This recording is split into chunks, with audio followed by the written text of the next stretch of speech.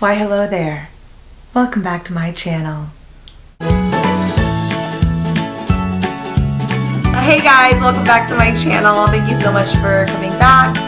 This is going to be part 2 of the dating series, dating tips, advice, whatever you want to call it, that we're going to be doing. If you like this video, hit that thumbs up button. If you don't like the video, hit the thumbs down button. But not hit that thumbs down button because you know I know where you live. And again, if you want more videos like this, go ahead and click that red box on the bottom, I believe, right? If you have any like rants or suggestions or thoughts or comments or opinions or confusions or conspiracy theories or internet trolling, you want to do surveys, feel free to hit them comments. I mean, I think that there's good boundaries to have at every stage of your relationship. I think that's important. It's funny because we've talked about this a lot. I think it's all about the idea of vulnerability. It allows the person to go, this is me, like this is real. Like I'm not just this person that's like trying to put on this like perfect persona for you so you'll like me, but like this is really my heart and I'm entrusting it to you. Do you want to do the same with me? And God usually reveals pretty quickly if that's mutual or not good.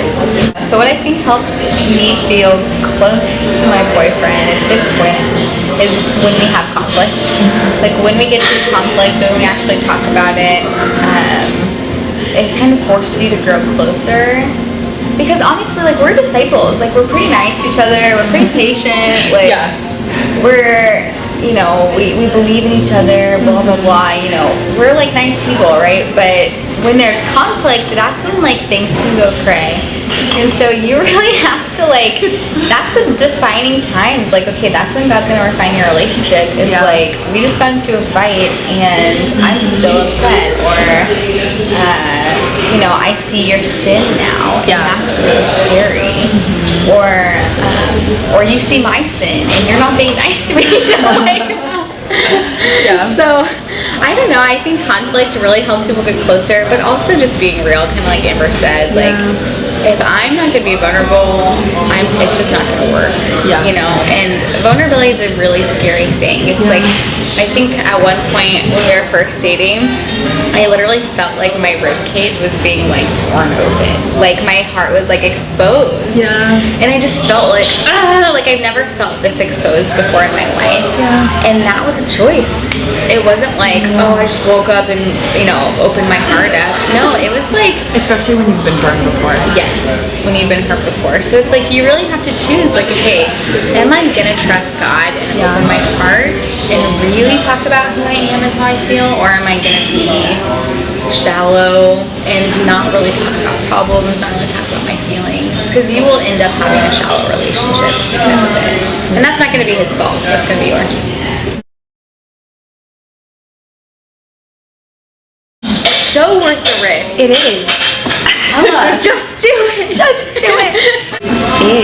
Is you're trying to see if like a marriage can work just with a friendship.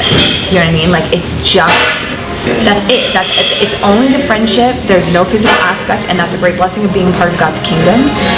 And so I feel like if you're not vulnerable with your boyfriend, then he's not seeing the real you. You know what I mean? And if he's not vulnerable with you, then you're not seeing the real him. And then if things progress and then all of a sudden you're married to one another and you're like, wait a second, who are you?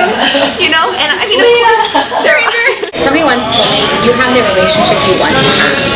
So if you are choosing to be vulnerable and choosing to be open and full of like security, full of confidence about who you are, then the other person can be that way too, but your relationship just ends up being really secure and fun.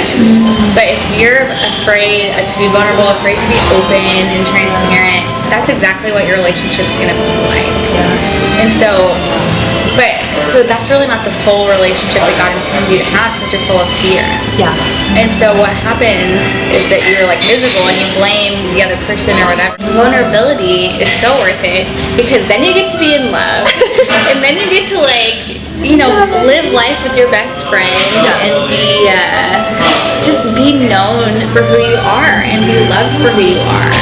And besides God and our families, let's be real, our families see us at the worst. Yeah. Like that, your husband's gonna be somebody, or wife, I guess. Guys will listen secretly. They just won't. No, That's so true. They will. Like, so we know you're listening. We know you're listening. I get to know God better because I see how a loving, unconditional relationship looks like with a man. So it really helps me see, like, this is how God feels about me. You know, when I screw up, God's not gonna like up and leave. I really get to see God's vulnerability in loving us. You know, how he's constantly like, come back to me, like, return to me, my people, I love you. I have unfailing love for you. I will never leave you or forsake you. Yeah. If a dude said that to me, like, he went and I'd be like, it's like my dream come true, you know? And God's saying that all the time to us, and we're like, man, where's my boyfriend? You know, but I'm like, you have God, like, you have all you need. Seriously. So I just see God is so vulnerable with us. Yeah. And it's bizarre. It really is. Yeah. But then he asks us to do that too with our boyfriends or with our husbands or whoever. And it's really challenging, and you see how much effort God has to put into it to love us and to be vulnerable with us. Yeah, that's true. Just so everybody knows, we're in a very exciting town called Bernie, Texas. You should visit. I want to thank you guys so much. It was your advice is going to help so many people. Okay, thank you guys for watching.